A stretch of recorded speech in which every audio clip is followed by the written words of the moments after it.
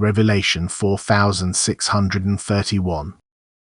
From the 8th of May 1949.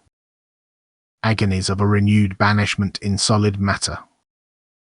No words can describe to you the agonies which a renewed banishment in solid matter entails for the spirits, because this state is inconceivable for the human mind. The spiritual substance perceives itself as a being and yet is unable to use its will, although it is aware of it as evidence of its existence as a being. The spiritual substance is held captive and was originally created as something that was able to be freely active, hence its helplessness and weakness and constrained state result in inexpressible agonies which usually make it revolt even more instead of becoming submissive to God's will. Humanity is in possession of free will and is approaching this very painful state. It would still have enough time to avert this destiny from itself, yet it is not open to any presentation by knowing people, and it is completely lacking faith in retribution, in the soul's continuation of life, on account of which instructions will not be able to achieve anything, and thus the adversity of most people's souls is extremely severe.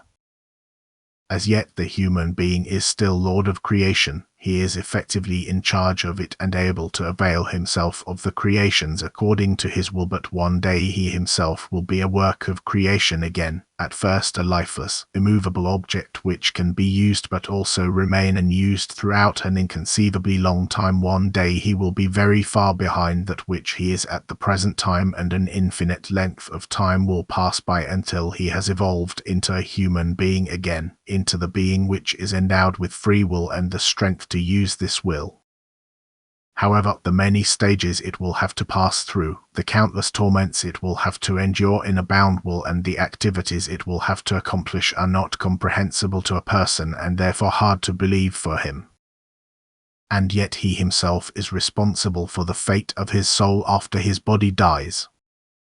As yet he still has the strength to carry out deeds of love which will avert this bitter fate from him. He still has the opportunity to take notice of God's will by listening to the divine word, and if he complies with this will, his nature will change and gain the right to a state of light and freedom after his physical death. As yet he is still able to use his intellect. He can think about himself, his creator and his purpose of life, and, if it is his will, he will also be able to believe.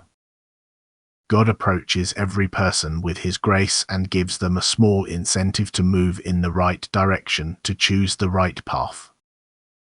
If the person is not opposed to it, then he will let himself be pushed onto the right path and the true goal will be assured to him.